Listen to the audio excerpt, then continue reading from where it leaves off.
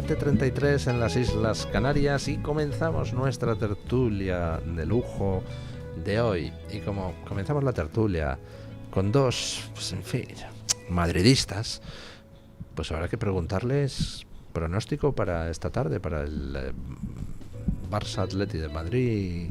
¿Qué tal está usted, don Paco Santos? Don Luis, encantado, muy bien. Pronóstico, minuto de resultado. Pues ojalá pudieran perder los dos, pero anticipo un empate.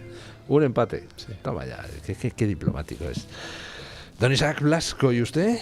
Buenos días. Yo creo que gana el Barça. Gana el Barça. Yo creo que sí. Bueno, tenemos Sí. pronóstico a favor del Barça, pronóstico de empate. Bueno, ya veremos a ver qué pasa hoy. También a querría partir de las 9. que no ganara ninguno, ni siquiera que empataran. Ni Probablemente siquiera, que se extinguieran. Sería lo más deseable. Bueno. En fin, tenemos hoy un montón de temas que copan la actualidad. Yo ya sé que Pedro Sánchez querría que habláramos de pues lo que a él le gusta, el salsarroseo. Pedro Sánchez no quiere que se hable de los muertos de la Dana, no quiere que se hable de los muertos del apagón, no quiere que se hable de los muertos de Adamuz, no quiere que se hable de la inmensa corrupción que ha extendido como un manto por toda España.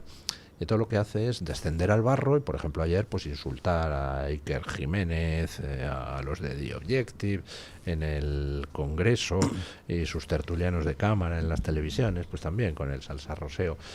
A mí la verdad es que me fastidia mucho entrar al trapo de Pedro Sánchez, pero habrá que dejar constancia de cómo este tío es un aspirante autócrata, ¿no? Eso yo. Yo respetaba la superior jerarquía y experiencia. Sí, hombre. A ver, yo lo que estoy viendo ahora en Pedro Sánchez en los últimos días es su ascenso ya a figura internacional.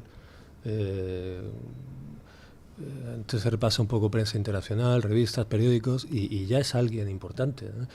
El asunto del descarrilamiento, de la tragedia en Adamuz, tenía tantas repercusiones y tantas lecturas que lo previsible es que fuera apagándose como se apagó todo. Es decir, yo creo que no hay en España la realidad, si nos ponemos ya serios con el asunto, es que España como sistema político y casi diría como sociedad no tiene los recursos ni los resortes para hacer frente a un político como Pedro Sánchez. No lo tiene, o sea, realmente. No hay mecanismos de control, no hay mecanismos de paralización de las barrabasadas que hacen, casi de petición de cuentas y tiene un dominio abrumador de la escena. Aquí entraríamos en a qué juega la oposición. El señor Feijóo, que ha institucionalizado, le ha dado, cuando ha tenido problemas, perdón que se me iba, cuando ha tenido problemas serios y la gente salió a la calle, acudió con el extintor y con el DJ. Entonces yo creo que bueno, esto ya entra, estamos en una melancólica repetición de lo que ha pasado y volverá a pasar, porque es la situación de Adamuz nos habla de un problema de mantenimiento, aparte de corrupción, de cosas ya estructurales. Es decir, España ha batido récord de población y récord de turistas y no ha aumentado la inversión, por ejemplo, en mantenimiento de la línea ferroviaria. Eso nos habla, además de la corrupción, de una mordida, etcétera, de problemas de crujidos ya de la estructura, ¿no? En fin.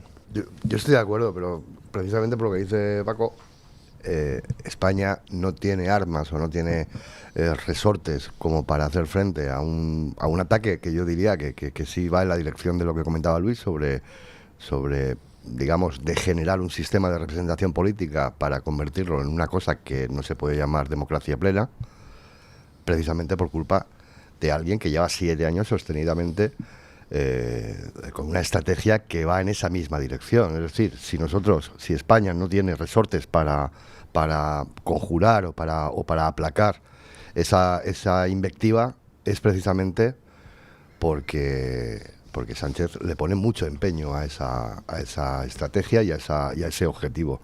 Yo siempre he dicho que estos 7 años de sanchismo nos van a pasar una factura muy difícil de pagar en el futuro, sea que quien sea el que gobierne el Partido Popular en solitario, lo haga con socios imprevisibles o impredecibles, lo haga con Vox. Cuando un Estado de Derecho se desgasta, cuando un Estado de Derecho es, digamos, destinatario de una estrategia completamente al choque, luego revertir el perjuicio causado es muy complicado. Es muy complicado. Y Cataluña es un ejemplo palmario. Por mucho que creamos que Cataluña ahora vuelve a ser aquel oasis prácticamente en clave de puyolato, pero esta vez con un señor que habla flojito y que parece muy, muy confiable, Cataluña es una parte de España donde el Estado ya no comparece, donde dejó de comparecer hace mucho tiempo. Revertir eso, es decir, restituir la normalidad democrática en un territorio como Cataluña va a ser muy complicado, y así tantas y tantas cosas. Fundamentalmente lo que yo creo que es la herencia envenenada de este presidente del gobierno, y es bueno, el auténtico desprecio, el auténtico desdén que ha ejercido sobre la función más importante, en mi opinión, de una democracia plena y de una democracia convencional, que es la labor del legislativo. Es decir, nosotros hemos llegado a un punto en el que no solo de manera subrepticia el presidente del gobierno ha tratado de anular el papel del legislativo, sino que lo ha dicho, lo ha manifestado. Es decir, se puede gobernar sin el efectivamente Parlamento. ha puesto como planteamiento estratégico algo absolutamente fuera de cualquier parámetro democrático de nuestro entorno. O sea, yo creo que Sánchez ha radicalizado algunas cosas, pero por ejemplo el abuso del decreto ya se producía.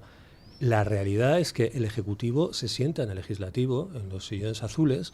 Es decir, sus palabras sobre el fiscal general, bueno, es la desvergüenza con la que actúa, la frescura, la desfachatez, pero yo creo que ha degenerado cosas que ya estaban ahí. En la situación de Cataluña no es imputable a Pedro Sánchez.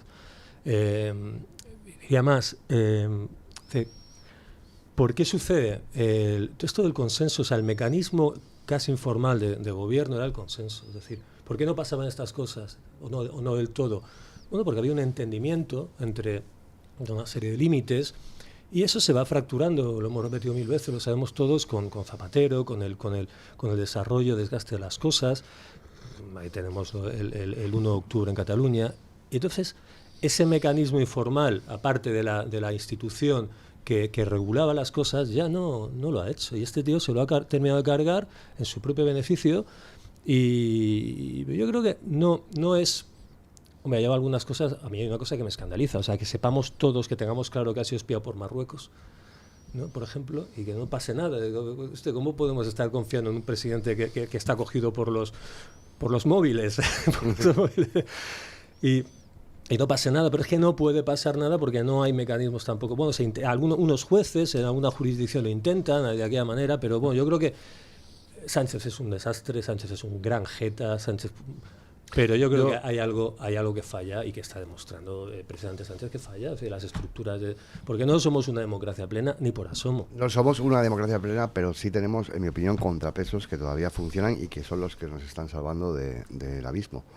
Yo ayer, permitidme que haga una mención a una cuestión profesional o, particular, relacionada con una conversación que tuve con un importante opositor venezolano.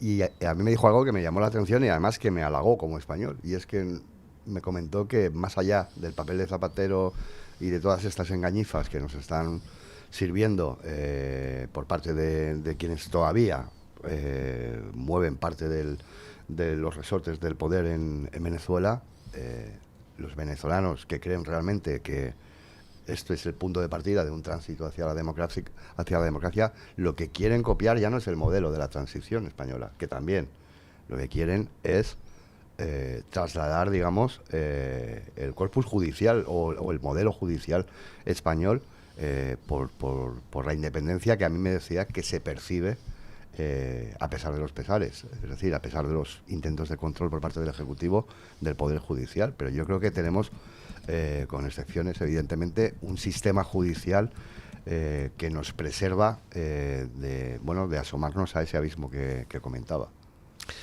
Estoy de acuerdo. Yo creo que tenemos un montón de problemas en la democracia española, pero el caso es que con tantos problemas y con tanto supuesto poder que tiene Sánchez, pero oiga, quien va para arriba en las elecciones es Vox, no es el PSOE. Efectivamente. Bueno, y perdóname, Luis, y la prueba de que las cosas funcionan, si no se orillan, no se aparcan ni se olvidan, es que hoy, por ejemplo, comparecen 3 personas que tienen mucho que decir desde el punto de vista de la limpieza con que se ha conducido este gobierno. Hoy hay una audiencia preliminar muy importante que revela esencialmente que nuestro sistema funciona y que el que la hace la paga. Sí, yo personalmente tengo la sensación de que el comportamiento de los jueces, especialmente en las instancias altas, es no lamentable, sino lo siguiente, como se suele decir.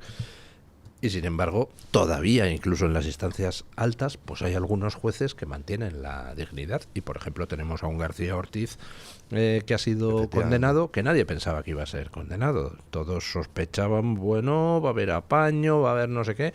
Pues al final no, lo cual quiere decir que, hombre, todavía, al menos un poquito, los contrapesos funcionan. Ahora, ¿se podría mejorar el sistema? Sí, pero yo creo que más que de arquitectura institucional es de mentalidad. Es decir, si tú tienes una constitución, por muy perfecta que sea, y llega alguien dispuesto a cargársela saltándosela, pues no hay ninguna constitución que te proteja. O sea, hace falta una cosa previa, que es el respeto de la gente por el sistema, especialmente de la gente que tiene poder, jueces, políticos, tal. No, está claro, porque ya caeríamos en el viejo vicio español del constitucionalismo, de buscar la fórmula política perfecta, de que por arte de magia arregla los problemas, y no, pero es que la mejora del ciudadano, la mejora del español, porque al fin y al cabo esto pasa porque lo quiere la gente también. Lo que era la gente. O sea, yo creo que exculpamos siempre nos exculpamos a nosotros mismos, ¿no? Pero ahí estamos, ¿no? Con lo que se vota y con lo que se hace. Pero ¿cómo se hace una mejora del español? Pues desde las instituciones, ¿no? En programas de estudio, programas de mejora de la... Para empezar, de reapropiamiento de las propias instituciones, de soberanismo, es decir, que los españoles puedan tener el dominio de sí mismos, ¿no? Es un largo tema. Evidentemente no depende de tocar 2 o 3 cosas de las instituciones, pero bueno, yo lo que creo es que Sánchez no ha... Vaya, estamos el apaño de la justicia entre el PP y el PSOE. Es decir, Sánchez es un jeta, un pícaro o algo peor que aprovecha el pacto con la ETA. Pues pero eso no lo ha hecho Sánchez. O sea, hemos visto cosas tremendas. Lo que pasa es que ahora estamos llegando a un deterioro rápido, a mayor velocidad, y bueno, hablamos de Venezuela. El sistema no ha impedido la penetración, por ejemplo, de los intereses venezolanos, de toda esa influencia del Grupo de Puebla, etcétera. No se ha impedido, ha entrado hasta la cocina de España. Es decir, yo creo que la personalización Sánchez es un truco retórico que está utilizando y que es un triunfo para mí retórico del PP, al que siempre se toma como un partido que no se expresa, y sí se expresa. Entonces ha centrado la política, o sea, ha dejado la política española al margen de los grandes debates internacionales, centrado en la anomalía Sánchez. Pero nuestra anomalía no es solo Sánchez, es que la derecha, la oposición, sea el PP. Vamos a hablar del PP porque luego se incorporará Pepa Millán, la preguntaremos por el tema, pero antes me gustaría saber la opinión de ustedes, porque estamos asistiendo con una mezcla de, no sé, perplejidad, hilaridad y sorpresa a cómo en Extremadura pues acabamos de inventar el Día de la Marmota Extremeña, ¿no? Yo no sé qué pasará por la mente de María Guardiola, pero algo no funciona del todo, porque se mete en unos líos donde al final se perjudica a sí misma, con lo cual me estoy acordando de aquello de los 4 tipos de personajes de Chipola, perdón, de los tipos de tontos de Chipola, que decía, el malvado es preferible a un tonto, porque el malvado, sabes, es predecible, tú sabes que nunca va a hacer nada que le dañe a sí mismo, con lo cual dices, ajá, en esta circunstancia va a hacer tal o cual. Pero el tonto no, el tonto es capaz de hacer cosas que le dañan a sí mismo, con lo cual es impredecible. Y María Guardiola está demostrando ser impredecible, porque estaba de presidenta, podía haber continuado hasta 2027, y por la cerrazón de no aceptar las condiciones de Vox para aprobar los presupuestos, dice, convoco a tomar por saco. Y pensaba que iba a ganar la mayoría absoluta, y no solo no gana la mayoría absoluta, sino que sigue dependiendo de Vox, un Vox que además ha duplicado resultados. Y entonces ahora la que era presidenta ya no es presidenta, tiene que ir en la investidura, con lo cual ha retrocedido. Es decir, toma decisiones que le dañan a sí misma. Y ahora parece... Lo podemos trasladar a Azcón también, ¿eh? Azcón también. Hombre, quiero decir, Azcón, a ver, yo le tengo mucho respeto, me parece un político muy con muchas cualidades, pero creo que también ha hecho un pan con unas tortas en su decisión. Yo creo que hay una clave de la que se habla poco, y es que Feijóo, lamentablemente, no ha hecho, digamos, una revisión territorial con respecto a las baronías de las que pueda responder, porque no son suyas. Es decir, la inmensa mayoría de los barones territoriales del Partido Popular se los encontró puestos. Y eso puede parecer irrelevante, pero a mí me parece sustancial.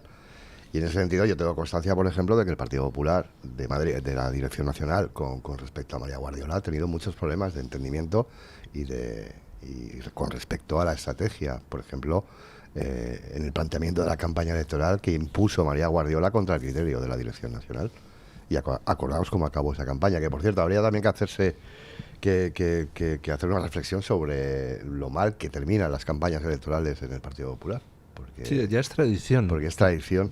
Que en las campañas electorales vaya peor. Bola, sí. Sí. ¿Por qué? No lo sé. Yo creo que la inauguró precisamente Feijóo con esa decisión de no acudir a aquel famoso debate electoral en las elecciones del 23J y hasta hoy. Pero por encima de eso, yo en el caso de Extremadura en concreto, creo que el Partido Popular, y yo más que el Partido Popular diría, efectivamente, María Guardiola está pecando de un exceso de confianza con respecto a considerar que Vox va de farol, y Vox no va de farol. Vox no va de farol, hoy lo publica mi medio. Voz Populi publica una relación bastante exhaustiva de qué quiere Vox para desbloquear la situación. Y creo que además tiene la legitimidad de exigirlo por el resultado tan espléndido que han sacado.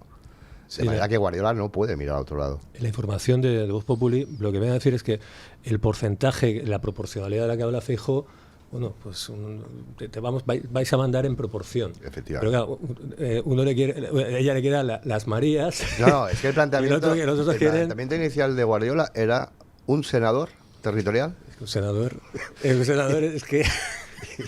Y no recuerdo si Ohio, un senador de Ohio. Claro, entonces, no sé, suena un poco a broma pesada, porque además es ser incongruente con creer realmente en la representación democrática.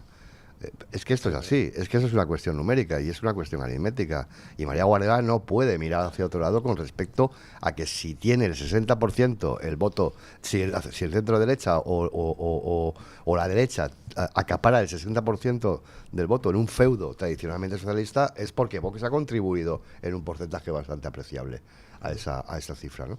A mí me encantaría, yo encuentro lo del PP ahora un tema apasionante. El PP, cualquier persona ya de cierta edad ha dedicado mucho tiempo al PP o incluso ha votado al PP y el PP luego es un partido también que tiene algo de misterioso, ¿no?, en su comportamiento. A mí hubo un detalle esta campaña. Yo, para empezar, no entiendo que si tan importante es el sanchismo, pues estamos ante una situación que es poco menos que... ¿Por qué distrae la atención? Y se embarcan en estas situaciones autonómicas que lo que han hecho es, bueno, pues se ha desviado la atención del foco, porque lo han desviado ellos. Bueno, en segundo lugar, el momento en que ya no son varones, son baronesas, me hace gracia porque mientras vas viendo los grados, ¿no? María Guardiola está en una situación de ser una moderna extremeña, una woke, ¿no? Ayuso ya se presenta casi virtualmente en Mar-a-Lago, ¿no? Va echándole guiños a Trump. Entre medias, Moreno Bonilla pues ejerce de socialista de PSOE bueno, ¿no? Soy el PSOE bueno, yo podría ser el PSOE bueno. Pero sobre todo lo que pasó con Azcón y el Ebro, cuando vino a decir que el agua de aquí no pasaba, que para mí esa es la clave de una tensión territorial y de un principio de federalización también en el PP, que yo creo que eso es un principio de crisis. No hay un liderazgo fuerte en Madrid, en Génova, bueno, por lo que sea, pero ahí también empiezan a crujir las cosas, ¿no? Es decir, no llegan, no se dice lo mismo en un sitio o en otro. Eso es algo que el Partido Popular ha venido desarrollando desde hace mucho tiempo. Yo recuerdo cuando todos los debates, precisamente del agua, del trasvase del Ebro, etcétera, donde había graves enfrentamientos. El otro día publicábamos un chascarrillo, porque no se puede calificar la información, sobre los problemas que le estaba dando Azcón desde el punto de vista de la estrategia con respecto a la política hídrica a Génova, porque cada vez que hablaba Azcón en la campaña electoral llamaba a un varón territorial afectado a quejarse a Miguel Tellado. Es que esto es así. Eso es así, pero no hay nadie en Génova que ponga orden y unifique. Yo es que creo que Feijóo cree en ese modelo. Yo creo que ese modelo falla por el hecho de que Feijóo no tiene personas afines en las, pero todo su modelo es que cada varón, cada federación territorial vaya a su bola. Es que no hay más que ver lo que hizo durante 4 legislaturas en Galicia. Es que a Feijóo no le puedes pedir que sea de manera diferente a cómo se ha venido comportando desde que era prácticamente un adolescente en política. Sobre todo es varón, es un varón venido a más, ¿no? Hay otra cosa, se manifiesta cada vez más no solo los problemas entre Génova y los varones y baronesas, sino también el difícil diálogo con lo que viene de Europa. Yo creo que ahí sí que ya, y volvemos a hablar de Mercosur, ahí sí que está caput ya la cosa, porque son 3 dislocaciones que tiene el PP, porque claro, aquí hay un relato a nivel nacional de tal, y luego se votan unas cosas en sintonía con los socialistas, es decir, lo tiene complicado. Yo por eso creo que es que tampoco lo tiene fácil. Yo creo que ahora mismo Occidente se ha dividido claramente, se está dividiendo entre Europa y Estados Unidos. No es así, es más bien un soberanismo y un mantenimiento de lo anterior, ¿no? O 2 formas de ver la globalización. Y yo creo que Sánchez ha cogido la bandera de una internacional, el otro sería el trumpismo, y el PP le pilla en medio. A esa derecha le pilla un poco en medio.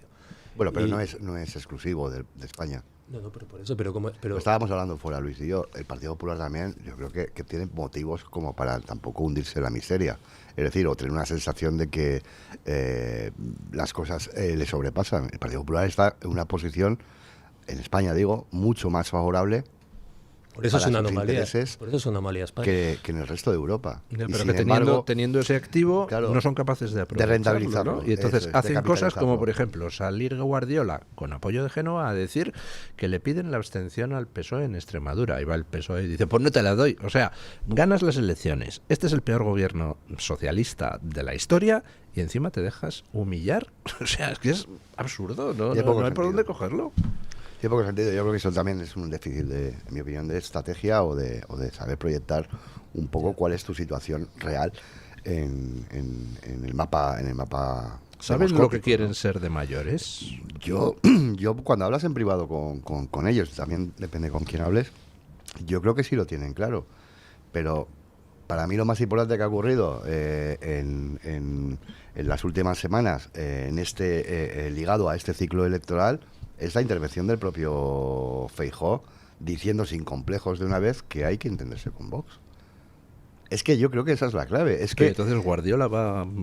Pues eso es lo que chirría, y eso es lo que enlaza con lo que comentaba al principio sobre que yo tengo la sensación de que el Partido Popular no tiene un control real sobre lo que hacen sus varones territoriales o por lo menos a la hora de alinear estrategias. Y yo creo que esas contradicciones perjudican mucho. Bueno, hacemos pausa publicitaria y después continuamos la tertulia con la incorporación de doña Pepa Millán. Nutillos, doña Pepa Millán, problemas de tráfico. Y mientras tanto, pues me gustaría comentar un tema que resulta curioso. Y es que desde ayer las estadísticas muestran que los hombres somos un poquito menos violentos y las mujeres un poquito más violentas. Porque se ha producido una matanza espantosa en un colegio de Canadá. 7 muertos, 27 heridos. Y resulta que la matanza ha sido cometida por una mujer. En realidad nació hombre, es transicionado a trans, pero claro, legalmente hablando, pues resulta que como hemos llegado a esta situación tan demente, pues ahora eso se apuntará en las estadísticas en el debe de las mujeres. Es completamente demencial, ¿no? Sí, llevamos ya varios atentados así que ejecutados por trans. Bueno, la muerte de Charlie Kirk. Y bueno, hay mucha tela que cortar. En Estados Unidos ha habido en los últimos años un aumento de lo que se conoce como trans, que antes era un porcentaje determinado y se multiplicó. Y entonces, pues, hay varias, los expertos pues tienen varias explicaciones. Una que son gente especialmente pues afectada por el consumo de las hormonas, todos los trastornos, ¿no? La explicación más políticamente correcta es también que muchos de estos trans de nuevo cuño son personas propensas a trastorno mental y que precisamente por eso deciden, una de las vías que se les ha puesto sobre la mesa en los últimos años es hazte trans, ¿no? Como una forma de expresar una serie de problemas, ¿no? Entonces, bueno, es un cóctel entre la susceptibilidad de esta parte de la población, que es trans de nuevo cuño, el cóctel de hormonas y la ideologización extrema del movimiento Antifa, pues... Hace pues un par de semanas se producía una decisión judicial que otorgaba una indemnización de $2 millones a la primera trans que denunció a su médico y a su psicólogo porque la cortaron los pechos con 16 años. Y pasan los años y dice, pero qué barbaridad me han hecho estos capullos. Y les demandó y son $2 millones. Y The Economist informaba hace 2 o 3 días de que ya hay en marcha otras 24 demandas y que las indemnizaciones a personas a las que las han transicionado siendo menores por toda la ideología trans podrían alcanzar más de $200 millones. Algunos van a perder hasta los calzoncillos.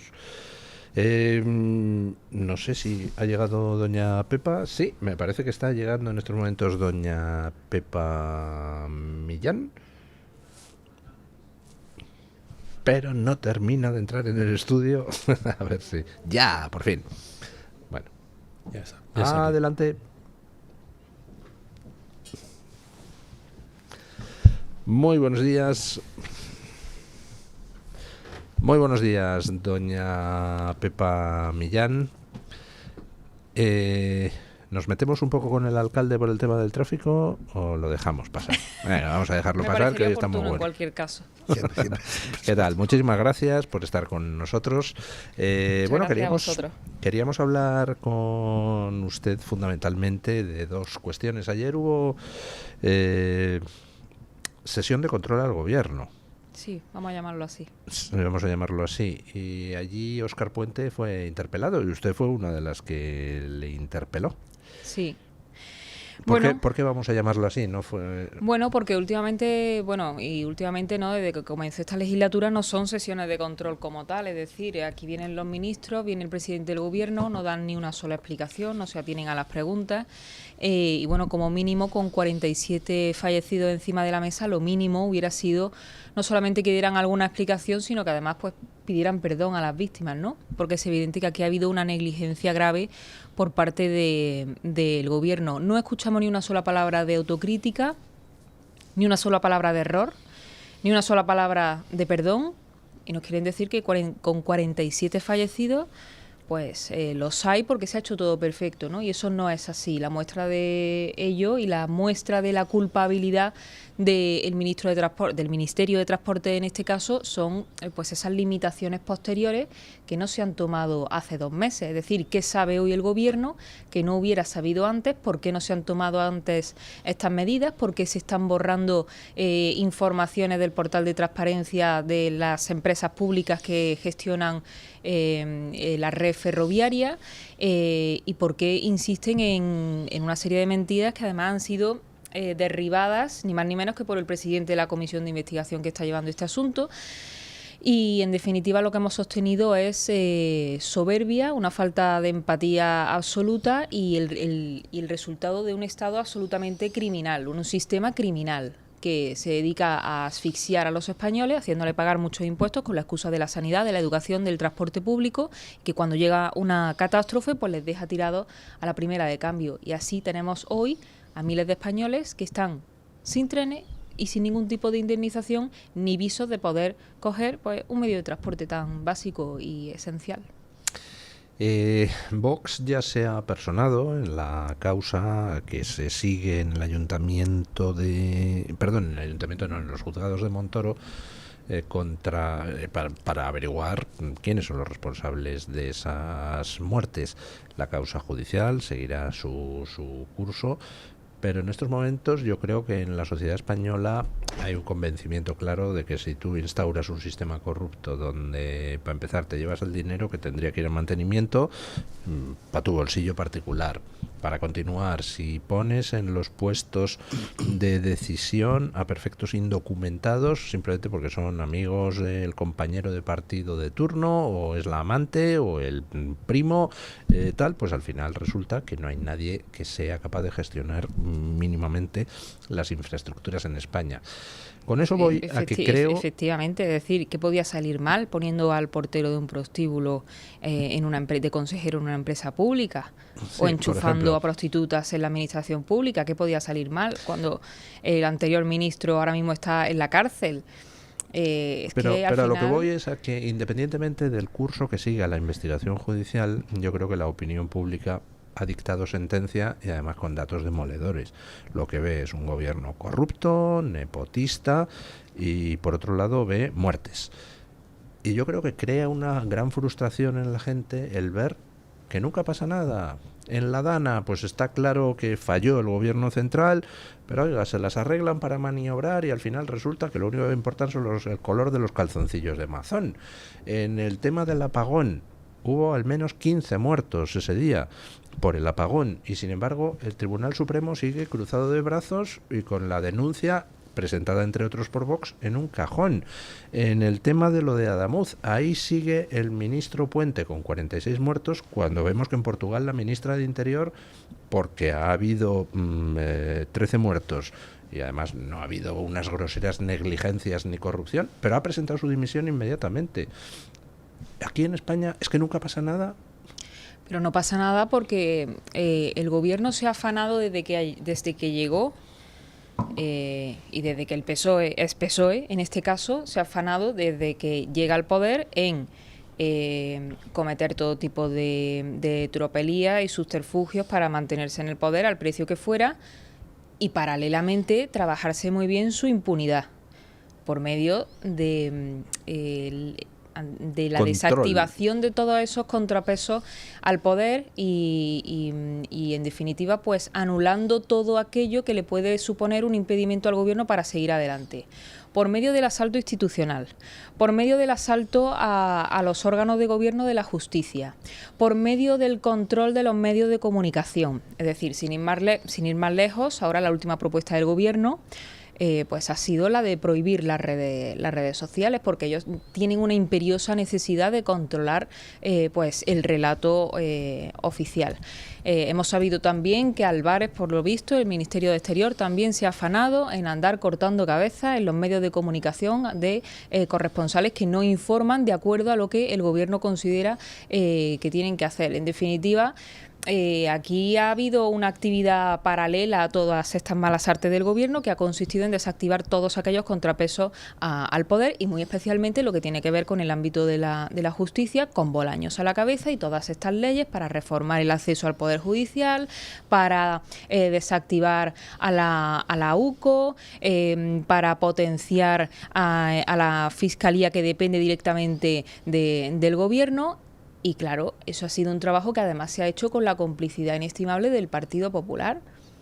Entonces nos han llevado a los españoles a un callejón sin salida donde ahora es muy difícil que esas herramientas convencionales que en cualquier lugar normal del mundo valdrían para desactivar al gobierno, pues hoy no valen, porque el PSOE y el Partido Popular se han dedicado pues a ese asalto institucional, a ese asalto a la justicia, a ese blanqueamiento de cómo se compran los medios de comunicación, del relato oficial, de toda esta ideología que al final, pues como digo, ha llevado a los españoles a un callejón sin salida del que va a ser muy difícil salir. Bueno, siempre nos quedarán las urnas, ¿no? Pues sí. ¿Cómo valora usted las recientes elecciones en Aragón? Bueno, pues las valoramos como valoramos las últimas citas electorales que hemos tenido. Es decir, es evidente que los españoles están demandando no solamente orillar al Partido Socialista, no solamente orillar esas políticas nefastas que nos han llevado al punto terrible en el que estamos, sino que además se está demandando una alternativa de gobierno y que no va a consistir únicamente en cambiar las caras ni en cambiar los sillones, sino que aquí se está demandando un cambio de rumbo, igual que está sucediendo en el resto de Europa.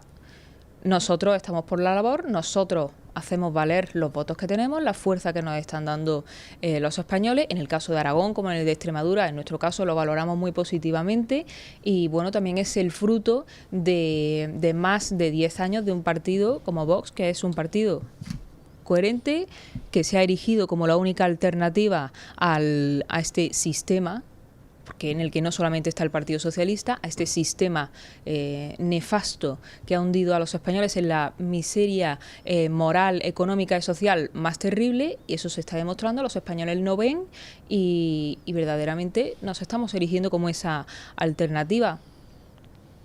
No sé por qué más en concreto me pregunta si se refiere a las negociaciones. Ahora iba a ir a eso, ¿no? Era valoración de Aragón antes de poner el foco en Extremadura, donde estamos asistiendo a un vodevil curioso, ¿no? Sí. Pero entonces en Aragón están ustedes, entiendo, satisfechos y prevén que va a haber un gobierno relativamente fácil de conseguir con Azcón. Bueno, esa pregunta más bien correspondería hacerla al Partido Popular, es decir, el Partido Popular, que siguen siendo presidentes en funciones, son los que tienen también la responsabilidad de sacar adelante ese gobierno. Nosotros tenemos la fuerza que tenemos y nuestra voluntad es dar una alternativa de gobierno a todos los españoles que están diciendo claramente que no solamente rechazan al Partido Socialista y a sus socios, sino que además reclaman una alternativa de gobierno. Eso lo tendrá que entender el Partido Popular de alguna manera. Y quizá el problema que nos estamos encontrando es que el Partido Popular no está entendiendo lo que está sucediendo en España, ni está entendiendo lo que están demandando los españoles. Con el Partido Popular, por otro lado, tampoco se sabe, porque como hay 17 diferentes, pues con uno es más fácil porque sí se avienen a razones y entienden esta realidad, y hay otros que se empeñan en lo contrario y en contentar a quienes nunca se van a contentar. Con lo cual nuestra voluntad es la de dar una alternativa de gobierno y si se frustra, pues me temo que va a ser por culpa del Partido Popular. Vamos con Extremadura. ¿Qué está pasando en Extremadura? Porque, no sé, yo creo que ya esto empieza a parecer el día de la marmota. ¿Tan difícil es María Guardiola para negociar con ella? ¿Cuál es el obstáculo para que alcancen ahí Vox y PP un acuerdo? Pero es difícil el Partido Popular. Es decir, el Partido Popular tiene un grave problema de incoherencia en el fondo y también en la forma. Y es consecuencia de que el Partido Popular no tiene un proyecto común para España. Entonces, por eso llegamos a la situación surrealista de tener que encontrarnos con situaciones que, bueno, que son fáciles, que el Partido Popular entiende, no que sean fáciles, es que entiende lo que están demandando los españoles, y hay otros lugares en los que se empeñan en lo contrario. Por ejemplo, ¿dónde sí lo entienden? ¿Murcia está pensando Bueno, usted? en Murcia pues conseguimos llegar a un acuerdo, en Valencia en su momento pues también fue más sencillo y el Partido Popular comprendió que es lo que estaban demandando la gente y entendieron que Vox no es el voto del cabreo, como dice Feijóo o como dice Aznar. Vox no es un movimiento coyuntural, es decir, Vox es un proyecto propio con una alternativa propia para España y que se aleja en muchísimas cosas del Partido Popular, pero entendemos que tenemos una responsabilidad y nosotros vamos a cumplir con la nuestra. Quien no está cumpliendo es el Partido Popular. Es decir, la señora Guardiola pues es una señora que a nosotros nos ha llamado machistas, que ha dicho que justificamos la violencia contra las mujeres, que no hay que denostar la inmigración porque Extremadura hoy no se podría entender sin esa inmigración ilegal. Yo no sé a qué Extremadura se refiere la señora Guardiola. Y bueno, pues nosotros nos encontramos con ese problema, que también supongo que será un problema interno del Partido Popular, de no ser capaces de ordenar su propia casa y decir, oiga, esto es lo que han demandado los españoles y bueno, habrá que atenderlo. Pero ¿nos podría usted dar alguna pista sobre qué puntos concretos son los que están haciendo imposible el acuerdo en Extremadura? Es decir, sabemos las cosas que Vox normalmente pide en todas partes al PP para alcanzar acuerdos bien presupuestarios, bien de gobierno. En el caso concreto de Extremadura, ¿a qué partes de esas peticiones ha dicho no Guardiola? Bueno, a ver, en este sentido hay un equipo negociador, y yo personalmente no estoy en ese equipo, y bueno, pero lo que sí puedo decir, y creo que no descubro ningún secreto, porque además ella lo ha dicho públicamente, pues todo aquello que tiene que ver pues con la inmigración, solamente hay que ver también estos movimientos incoherentes del Partido Popular, en este caso con todo lo que tiene que ver con el Pacto Verde, últimamente con Mercosur. Entendemos que ahí también hay un problema por parte del Partido Popular en Extremadura, todo lo que tiene que ver con la ideología de género, pero porque ella lo ha dicho abiertamente. Es decir, el Partido Popular sabe qué es lo que nosotros queremos, y si el Partido Popular en Extremadura se quiere sentar sin insultarnos, pues a nosotros nos parecerá muy bien. Lo que no puede ser es que la señora Guardiola diga, como refrendó ayer el Partido Popular, que le ha pedido la abstención al Partido Socialista, pero que también confía en llegar a un acuerdo con Vox. Es decir, es que le da igual 8 que 80. Y esto no funciona así. En un momento como en el que estamos, que se hayan atrevido a pedirle la abstención al Partido Socialista y que pretenden que después estemos nosotros para firmarles un cheque en blanco, pues no lo entendemos, pero eso será algo que tendrán que explicar ellos a los extremeños, porque yo creo que los extremeños saben muy bien qué es lo que queremos nosotros. Fin a las políticas verdes, fin a las políticas migratorias del Partido Socialista, de las que ha hecho seguidismo el Partido Popular hasta hace 2 días, cuando se han dado cuenta de que las encuestas le están diciendo que a los españoles no les gusta esta política migratoria del Partido Socialista. Gasto superfluo, ideología de género, subvenciones a sindicatos, fiscalidad. Es decir, que nosotros tampoco estamos pidiendo nada extraordinario, ni estamos pidiendo lo que han dicho determinados medios de comunicación, que no sabemos muy bien quién habrá filtrado semejante mentira, porque no es cierto que nosotros hayamos pedido ninguna consejería en concreto. Nosotros lo que queremos es que se cambien las políticas. Y si para eso hay que entrar o no hay que entrar, pues ya lo veremos, pero desde luego los sillones no son una prioridad y nunca lo han sido, y creo que lo hemos demostrado. Don Isaac. ¿Qué tal? Buenos días. Buenos días. 2 cuestiones muy rápidas. Una, ¿Vox reconoce a Alberto Núñez Feijóo como alguien con la autoridad suficiente como para... Entiendo que no por sus declaraciones anteriores, pero como, digamos, garante de una estrategia uniforme del Partido Popular? Lo digo porque el propio lunes compareció para hablar de manera explícita de la necesidad de entenderse con Vox, porque realmente ese entendimiento, digamos que debe ser, en mi opinión, la consecuencia de la voluntad popular que se ha expresado tanto en Extremadura como en Aragón, con un 60% para el voto de la derecha en Extremadura y un 52% en Aragón. ¿Ustedes le reconocen esa capacidad, no digo de controlar a los varones, sino de por lo menos marcar una línea que pueda ser confluyente con la de Vox. Eso para en primer lugar. Y en segundo lugar, yo le quiero preguntar muy sinceramente si realmente Vox tiene voluntad de gobierno. Vamos a ver, no es voluntad de gobierno, es voluntad de hacer cumplir tu responsabilidad.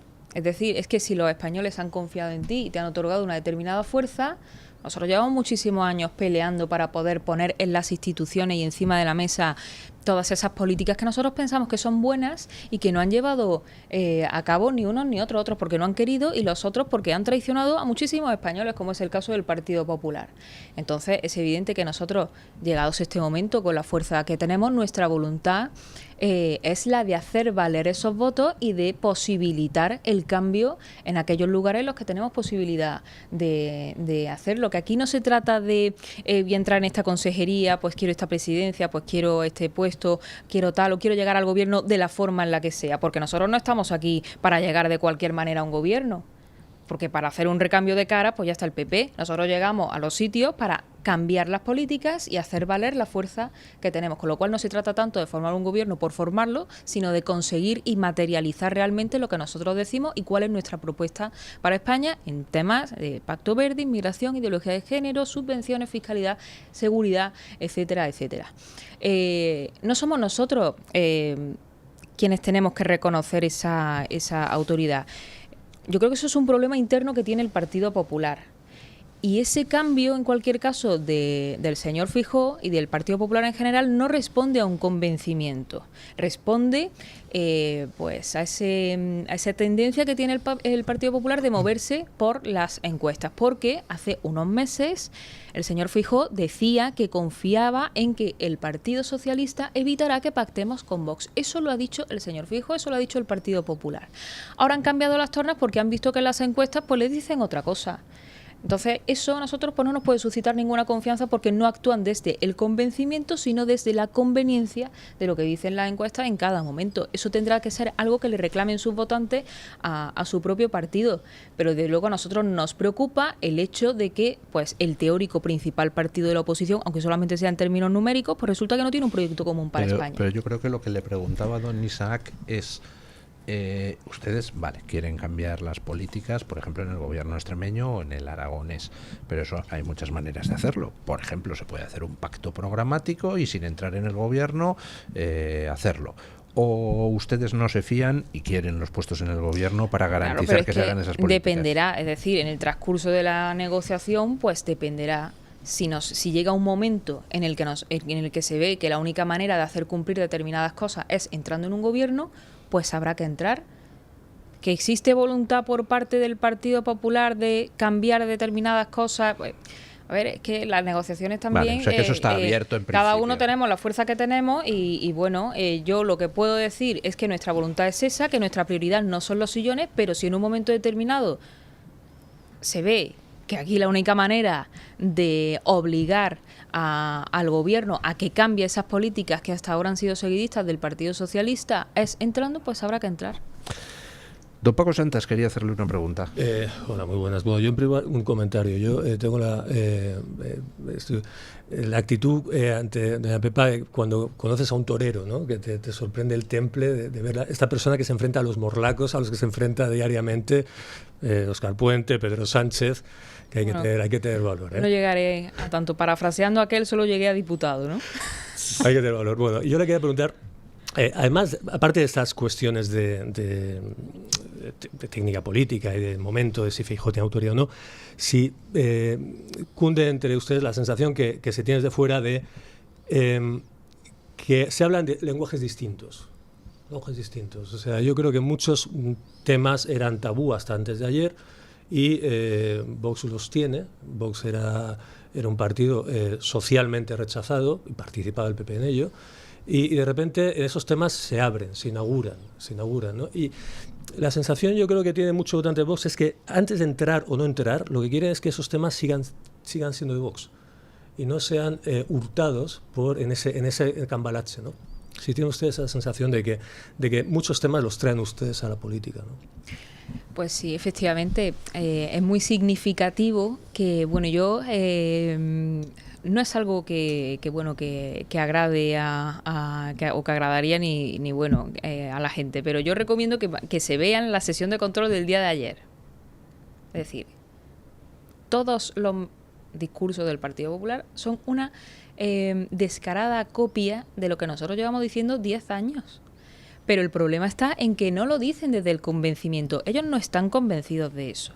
Ellos se mueven por las encuestas. Y ellos ven en un momento determinado que la inmigración ilegal es un problema, no porque lo digamos nosotros, sino porque basta con poner un pie en la calle, y no se le puede dar la espalda a la realidad. Y ahora ellos copian el discurso de que el que no venga aquí a trabajar pues tendrá que ser repatriado a su país, tal cual. Cuando hace unos meses votaban a favor de iniciar los trámites para la toma en consideración, que se llama así, para iniciar el procedimiento del trámite de una ley para regularizar a 500.000 de inmigrantes ilegales. Ellos dicen que no, porque es que luego iban a meter enmiendas, sí, lo que ellos quieran. Al final del día votaron a favor. Y al final del día, ahí tenemos a la señora Guardiola diciendo las cosas que dice y todas las declaraciones de la presidenta de la Comunidad de Madrid, etcétera, etcétera. Al final se ve que no es verdad, porque el movimiento se demuestra andando y ahí está la incoherencia del Partido Popular y se ve, y los españoles no son tontos y ven quién ha estado desde el principio defendiendo una cosa con actos y no solamente con sus declaraciones y quién no ha estado ahí. Yo creo efectivamente que los españoles y sobre todo los que nos votan a nosotros quieren que esos temas no se pierdan.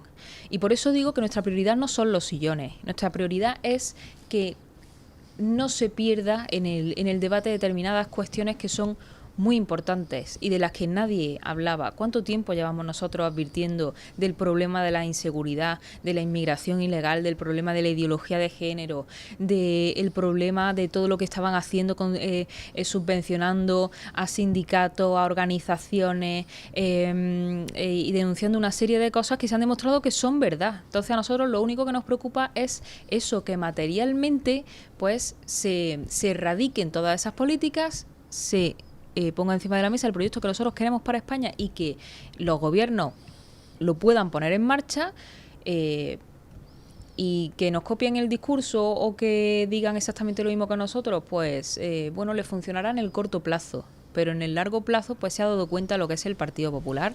Es un partido que ha participado desde el principio en el sistema compartido con el Partido Socialista. Y en esa connivencia ha sido la ruina para los españoles, que después de más de 40 años pues se ha visto que esto ha sido un sistema diseñado para el beneficio del bipartidismo y donde aquí los grandes perjudicados de siempre pues han sido los hacer de abogado del diablo. Dicen que de arrepentidos está lleno el reino de los cielos, con lo cual pues si al final el Partido Popular termina copiando el discurso de Vox y lo lleva a la práctica, pues oiga, bienvenido sea. Bueno, aunque solo sea por conveniencia electoral, pues bueno, algo es algo.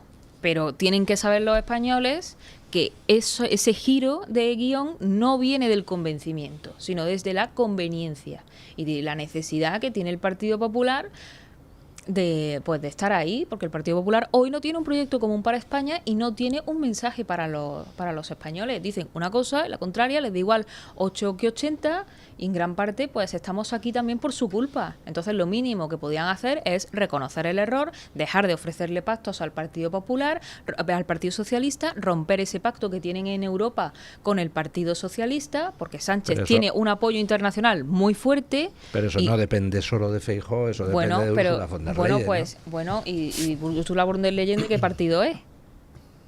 Es decir, que entonces entonces eso ya será una cosa que se tendrán que plantear ellos, que ni siquiera fueron capaces de convencer a los suyos para que no pusieran a Teresa Rivera en la Comisión Europea, pero eso ya es un problema interno de ellos que tendrán que resolver. ¿Le quiere usted hacer otra pregunta? Sí. Una pregunta también muy, muy concreta.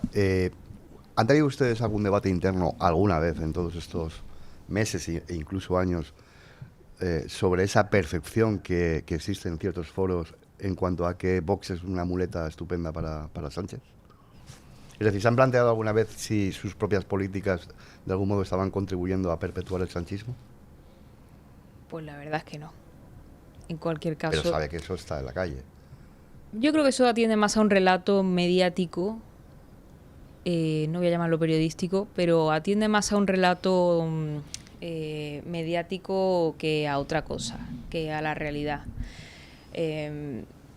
La verdad es que no sabría empezar por cuál motivo Pues por ejemplo, con algunas podría ser. abstenciones que ha tenido Vox que han beneficiado. ¿El qué? Algunas abstenciones, por ejemplo, que ha expresado Vox en el Congreso que han beneficiado a algunas políticas de Pedro Sánchez. Bueno, no lo creo. Yo creo que lo que sí beneficia a Pedro Sánchez es que nada más acabar unas elecciones, como pasó en el año 2023, salga el señor Feijóo a ofrecerle un pacto de investidura con una duración de 2 años. O que va a hacer 2 años este verano, el Partido Popular se repartirá el Consejo General del Poder Judicial con el Partido Socialista. O que, a ver qué hacen también con el Tribunal Constitucional. También han participado del asalto a la Radio y Televisión Española. El Partido Popular colocó a los suyos que le correspondían por el Senado en esos mismos días, donde los valencianos estaban lamentablemente ahogando en esa desgracia, en esa catástrofe tan tremenda, pues el Partido Popular y el Partido Socialista se repartieron Televisión Española. Entonces yo creo que eso sí es lo que contribuye al sostenimiento del sistema auspiciado por el Partido Popular y el Partido Socialista. Ellos consideran que Vox es una amenaza a ese estado del bienestar del sistema de los políticos que hasta ahora hemos tenido y necesitan cualquier tipo de relato para decir que es que Vox es un invento del Partido Socialista y yo que soy el PP y soy muy bueno y estoy por encima del bien y del mal voy a venir aquí a salvar a España cuando tú has participado desde el principio en todo esto. Yo creo que esa idea interesadamente, no sabe muy bien por qué, se ha alimentado en cierto modo y no creo que corresponda a la realidad. Y ahí están los hechos, ¿no? El Partido Popular, siempre que ha tenido ocasión, le ha ofrecido un pacto. Después del apagón, el señor Feijóo le ofreció un pacto en energía al señor Sánchez. Ahí están las votaciones, ahí están las negociaciones y bueno, quiero recordar que se suspendió, pero el señor Feijóo hasta hace prácticamente un mes estaba dispuesto a ir a la Moncloa a darle la mano al señor Sánchez con todo lo que está pasando. Todavía el PP no se entera de que, bueno, si la primera vez te engaña a Sánchez, la culpa es de Sánchez, pero la segunda o la tercera ya es tu culpa, ¿no? Pero verdaderamente tienen un interés en sostener ese sistema y eso que me dice, pues responde más a un relato interesado por desprestigiar a Vox y desacreditarlo que a otra cosa. Bueno, doña Pepa Millán, pues estaríamos horas hablando con usted porque la actualidad política está apasionante, pero sí, sé estamos que ya tiene usted un poco cansados de otro tanta pasión, compromiso. a ver si nos volvemos a la normalidad. Bueno, la verdad es que a nosotros los periodistas nos facilita la tarea todo este lío, ¿no? Porque tenemos noticias a tutiplén. Bueno, Sí, muchísimas gracias. Muchísimas gracias. Y- Lo que es menester es que volvamos a la normalidad, que es lo que necesitan los españoles. Ya estamos un poco cansados de vivir momentos históricos y primeras veces y yo creo que eso es lo que hace falta. Un poco de Bueno, normalidad. Muchísimas gracias. Hacemos una breve pausa publicitaria y continuamos Muchas la tertulia. gracias. Tu voz, tu libertad, tu radio. Bueno, 9:35 de la mañana, 8:35 en las Islas Canarias. Tenemos todavía muchísimas cosas que comentar en la tertulia de hoy. Por ejemplo, importantes los datos que están saliendo sobre el tema de Plus Ultra.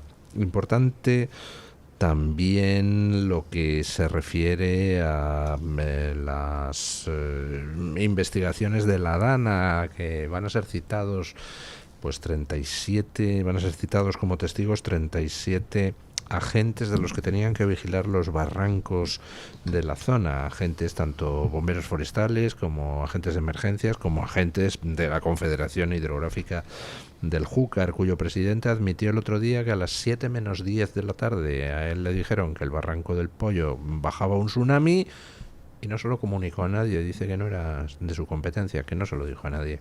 Ah, qué bien, qué alegría nos da. Y luego las cosas que están pasando por el mundillo de la izquierda. Hoy escribe don Isaac Blasco en Voz Populi precisamente sobre todo ese follón donde de repente parece que el ejército de Pancho Villa se hubiera adueñado de todo lo que está a la izquierda del PSOE y están todos a bofetadas viendo quién representa a quién coordina qué, quién se une con quién. Vamos, o sea, no solo son pocos y malvados, sino que además se odian entre ellos. Es una cosa espectacular. Son pesaditos. Son pesaditos. ¿Qué está pasando en la izquierda? Bueno, yo creo que es una cuestión, en mi opinión, es una cuestión marginal en el ámbito político, pero Estoy me de parece, acuerdo. pero me parece precisamente especialmente fariseo en cuanto a que todo se reviste con ese lenguaje tan propio de los extremismos. Se reviste todo de solemnidad sobre la necesidad de hacer las cosas por la gente, como ellos dicen, cuando esto es una guerra de poder absolutamente indisimulada, y la destinataria o la víctima de todo esto yo creo que es Yolanda Díaz, por méritos propios, evidentemente, porque Yolanda Díaz tuvo un momento absolutamente clave para haberse ido con dignidad, y fue cuando en su propia tierra fue incapaz de sacar representación política en las elecciones gallegas. Yo creo que ahí se visualizó la irrelevancia y la absoluta inoperancia de alguien que es nada menos que la vicepresidenta segunda del gobierno de este país. El otro día me partía de la risa porque salía el hombre este de los pelos de Podemos, el diputado Pablo López.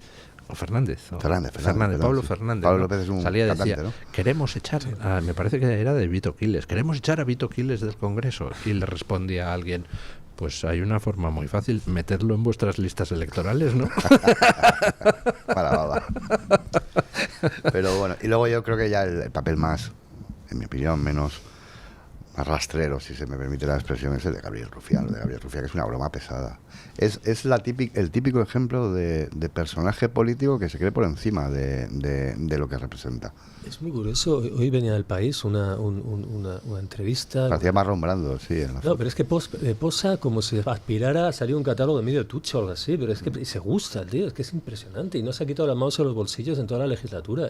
Es que es impresionante. Pero lo más increíble es que se llegue a proponer como nuevo caudillo de las izquierdas a la izquierda del PSOE al golpista de Rufián. Yo no le deseo nada malo y me parece bien que vaya por Madrid por la calle y que y que baile con Esther Expósito una bachata, pero hombre, es que ya es de no respetarse nada, ¿no? O sea, que este hombre pues es lo que hablábamos, es decir, que esto cómo se arregla. Y yo sí que creo que a lo que pasa a la izquierda del PSOE es interesante, ¿no?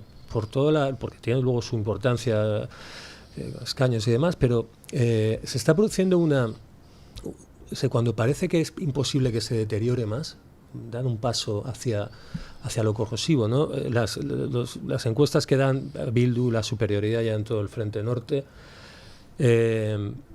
y después, por ejemplo, vemos que la izquierda en Aragón, esa izquierda más marginal, es la chunta aragonesista que dice Aragón y nación. Te quedas, yo lo estaba observando el otro día, son personajes que no te los puedes ni explicar. Y se está mezclando ya la depauperación esta intelectual de lo woke que venido y lo post-venezolano de Podemos con movimientos nacionalistas ya, que yo creo que el deterioro es serio, ¿no? El deterioro es serio. Y sí tiene un impacto muy grande, para mí también, en las políticas de vivienda. Hombre, están en sus manos. Es que ese es el problema. Exacto. Es decir, que, claro, cuando tú trasladas las cosas de comer, como se dice, a este tipo de representantes... Es la cosa, y vemos que esto impacta mucho en el Partido Socialista y un mercado fundamental para los españoles, como el mercado de la vivienda, introducen una serie de ideas y de figuras, ¿no? La figura de la persona... ¿cómo se llama? La vulnerable, ¿no? La vulnerable. Bueno, pues esto es una de las figuras jurídicas ahora capitales para cualquier español. O sea, yo me voy a alquilar un piso, y si lo voy a alquilar, a ver si se lo alquilas a una persona que sea vulnerable. Entonces yo creo que los españoles nos empezamos a medir casero y el que alquila de una manera distinta, ¿no? Tú a ver si tiene hijo, si es mujer, qué edad tiene, cuánto ganas respecto a tal. Y la gente se mira hasta. Quiero decir, que tiene mucha importancia y creo que está en un proceso también de deterioro. Yo creo que también ser especialista de esto tiene que ser complicado porque aquí entra ya la psicología o la psicopatía, porque yo el otro día cuando vi lo de Aragón y nación, yo ya me quedé, yo dije basta, yo ya no entiendo nada, ¿no?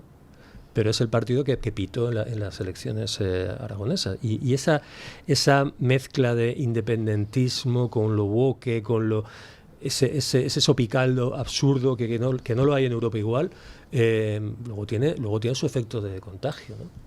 O sea que, y bueno, y remato, que Rufián se proponga por el país, por ejemplo, como caudillo de las izquierdas, esto ya es... Yo creo que simplemente lo Pero vengo se sosteniendo desde hace propone. meses, que todo esto es un inmenso paripé Ya, que pero- simplemente quiere lanzar a Rufián como una campaña de marketing para al final incorporarle como independiente junto con otras muchas figuras en las listas del PSOE, que se presentará como un frente amplio de Peor me lo izquierda. y tal. peor me lo pone habilitándolo ya para algo más.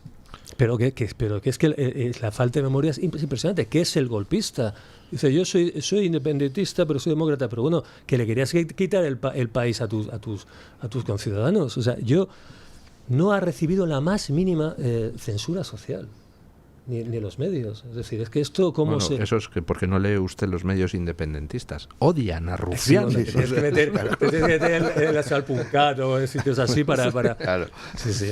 O sea, le llaman, lo menos que le llaman es butiflé. Es Eso un ya periódico, un periódico, es un político madrileño ya, Rufián, con lo que eso significa, ¿no? Hace madrileñismo político, ¿no? Bueno, tiene un club, además, en el Congreso, que llaman el Club de las 5. No sé si lo sabéis.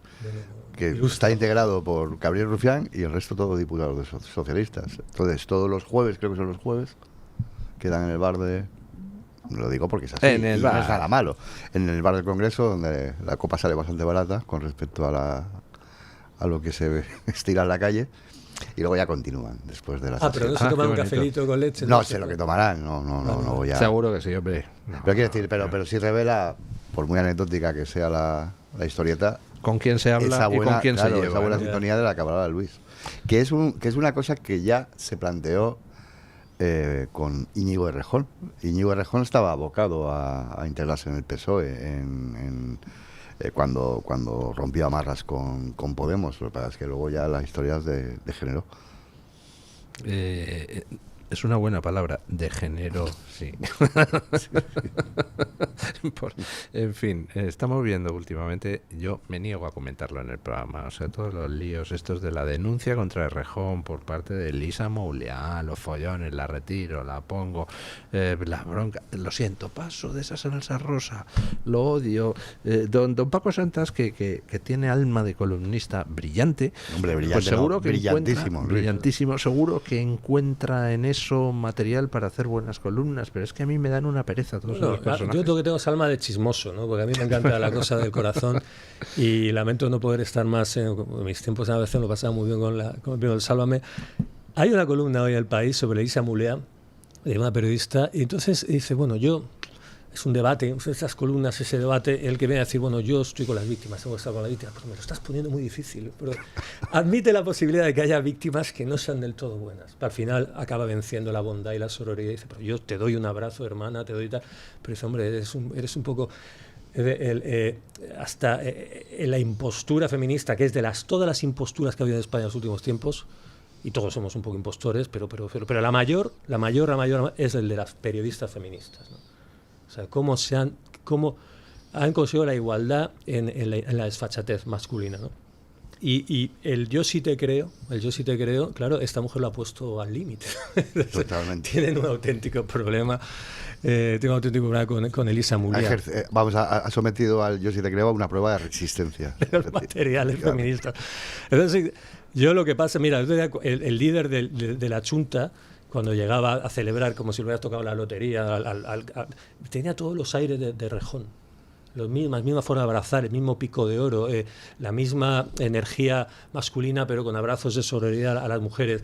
Es un molde del pico de oro, el izquierdista locuaz, ¿no? Hay gente que se busca formas extrañísimas de ligar, ¿no? Sí, pero incluso algunos fundan partidos y tal. No, toda la retórica de rejonista admirable. Es una aplicación práctica de la clau a la barra de bar, ¿no? Sí. Y hemos degenerado porque eso lo ha heredado Rufián, que no tiene, por mucho que tenga su gracejo, pijo aparte, no tiene desde luego la fluidez que tenía Errejón, ¿no? Que eso es un figura, la verdad.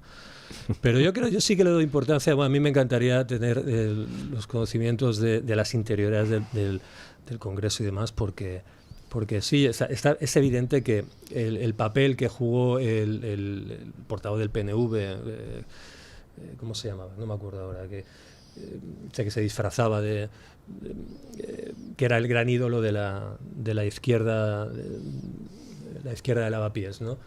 Ese de gran político del nacionalista ahora lo ocupa Rufián, pero mucho más. Entonces el lanzamiento de la figura pública de Rufián es una de las cosas que ves que están en un proceso degenerativo que no tiene arreglo, es decir, es muy difícil converger. Por eso lo del consenso, ¿no? Es decir, ese consenso que funcionaba, eso es imposible ya. Eso es imposible, en mi opinión. Bueno, ¿qué les parece a ustedes cómo está evolucionando el tema de la investigación de la DANA? Porque llevamos ya muchísimo tiempo y aquí parece que a la jueza del caso lo único que le importan pues es el color de los calzoncillos de Mazón, que no sé qué importancia tiene en esto, pero la audiencia provincial le ha corregido el tiro, sorprendentemente, porque hasta ahora la estaban avalando en prácticamente todo, y empieza, parece, a señalarse a la Confederación Hidrográfica del Júcar, con lo cual a lo mejor nos enteramos de por qué nadie avisó de que por el Barranco del Pollo venía un auténtico tsunami aquel día. Usted, don Isaac, que conoce bien el paño, porque además es de la zona, como don Paco Santas, ¿cómo ve el tema? Bueno, yo creo que sobre la juez de Catarroja se han hecho muchas valoraciones, a veces yo creo que fundadas con respecto al propio cariz de la instrucción, pero yo creo que en términos generales esa instrucción sí está contribuyendo a aclarar términos, más allá de que una instancia superior pueda haberla reconducido en algunos aspectos, y a mí me parece bastante esencial esa declaración del presidente de la Confederación del Júcar, admitiendo que por no ser de su competencia no avisó sobre algo absolutamente elemental, que es que estaba cayendo un tsunami sobre los valencianos con el desborde del Barranco del Pollo.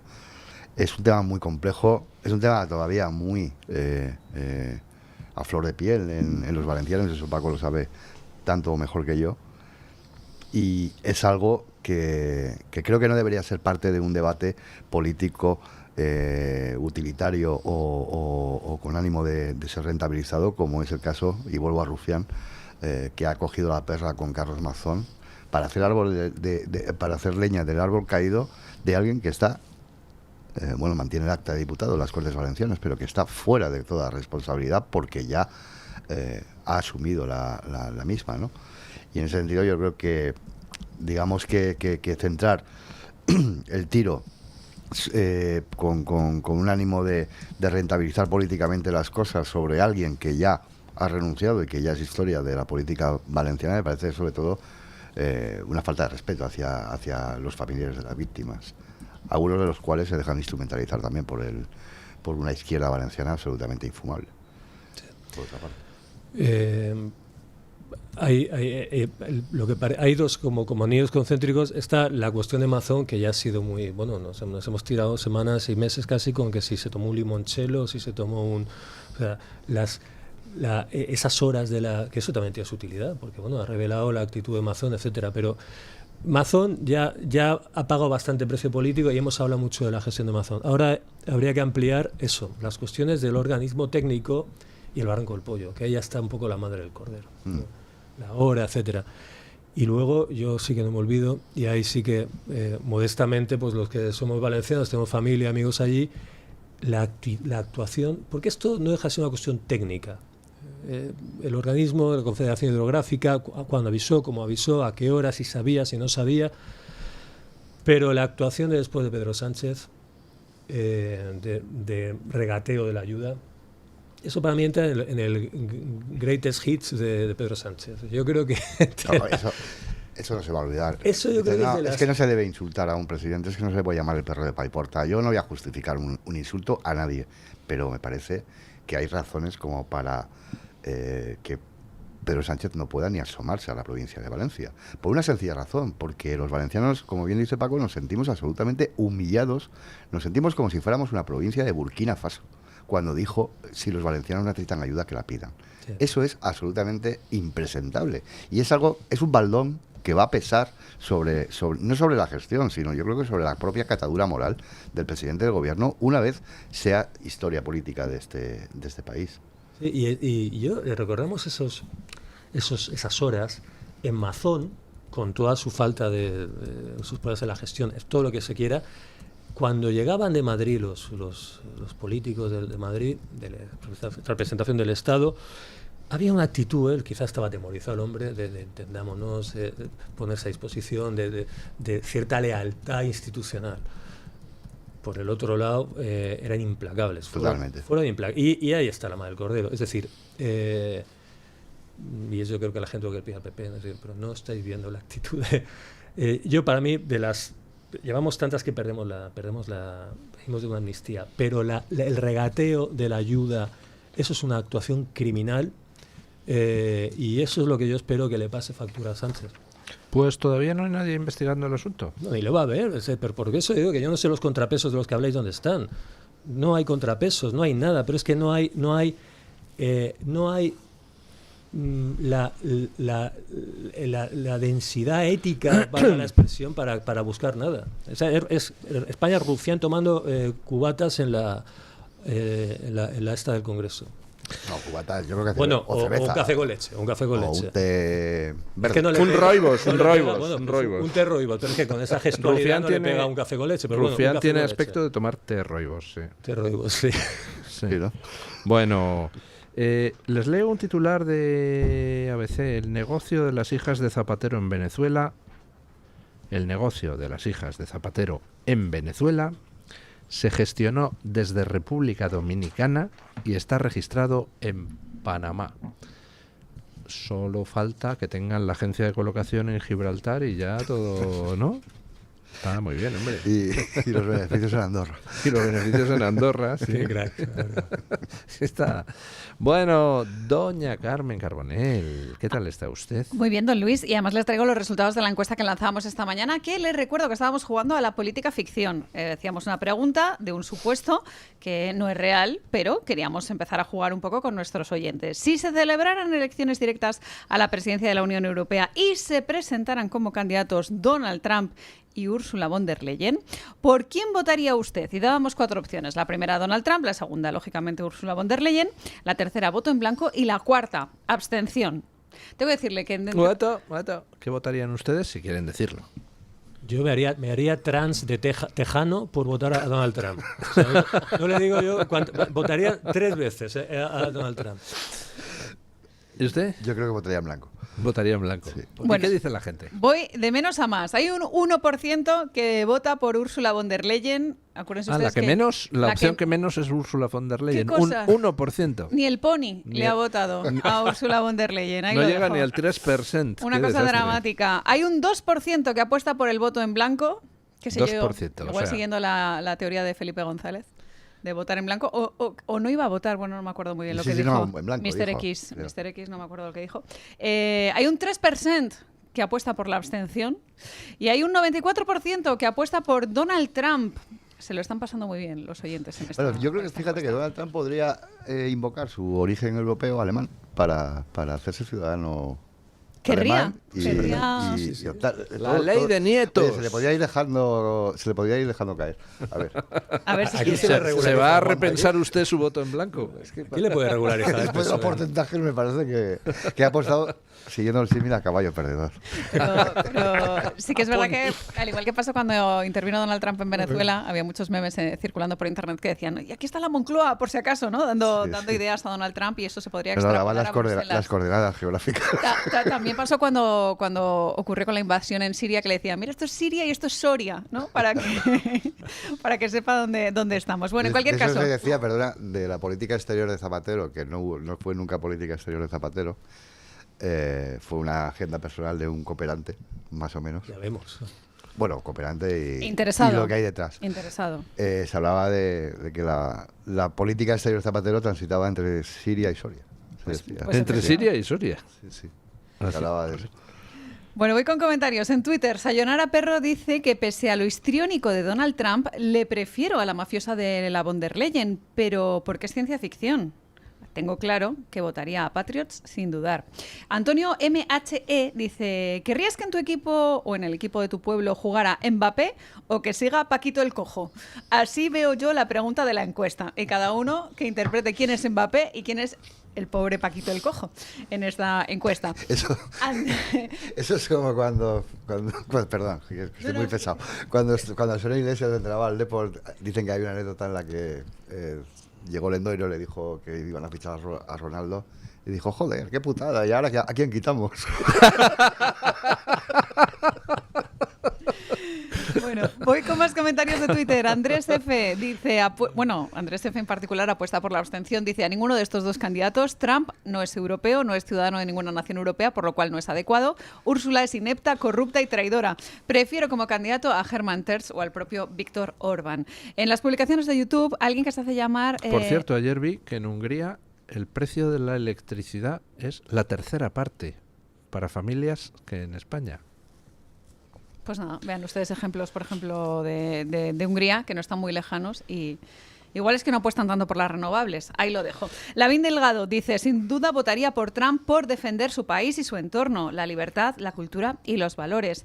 No tiene mucha estima este oyente a los dos candidatos que proponemos. Don Luis dice, Alfe Espe, que esta es nuestra desgracia y el fin de Europa, tener que elegir entre una bruja psicópata o un chalado psicópata. Está claro que para él ambos son psicópatas y por tanto no son buenos candidatos. Y termino con un comentario de Francisco Javier Aguilera Bartra, que propone un nuevo candidato. Preferiría que se presentara Bukele a las elecciones. Así que, don Luis, si quiere podemos seguir jugando a la política ficción y plantear otro tipo de candidatos en una siguiente encuesta. Muy bien, bueno, pues creo que con esto vamos a tener que ir al punto final. Gracias, don Isaac. Muchas gracias, Blasco. Sigan ustedes Voz Populi, donde don Isaac es su director y trae interesantísimas noticias todos los días, además de las del medio, las que firma personalmente el don Paco Santas Hughes, uno de los mejores columnistas que tiene este país, siempre en Gaceta. Y doña Carmen Carbonell, ¿qué voy a decir? Doña Carmen Carbonell, yo solo le digo una cosa a doña Carmen, siempre a sus órdenes. Muy bien, así me gusta. Ponemos punto final a la tertulia con don Paco Linares, que nos quiere hablar de su viaje a Elche y de la falta de autocrítica de algunos. Buenos días, don Paco. Querido amigo don Luis del Pino y compañía, ayer, después de algunas incidencias, conseguimos llegar a Elche desde Málaga. Fueron incidentes incómodos, les cuento. Varios cortes de carretera por obras que ralentizaban la circulación. Es cierto que esos cortes reflejan el precario estado de conservación que tiene la autovía del Mediterráneo. El PSOE seguro que no se autocriticará. Si a esto le añadimos la lluvia y sobre todo la niebla, pues ya están casi todos los inconvenientes dichos. Aunque hay otro que es realmente fastidioso. ¿Quieres tomarte algo? ¿Necesitas un servicio personal? ¿Echar gasolina? Pues no te fíes de los indicadores que señalan estas atenciones, porque coges el desvío que te indica y te llevan a un pueblo y no a un área de servicio. ¡Malditos roedores del tiempo! Y apunto el nombre del pueblo para no volver. No hago daño a nadie. Esa aldea lleva viviendo cientos de años sin mi presencia y yo menos, pero también he vivido sin él.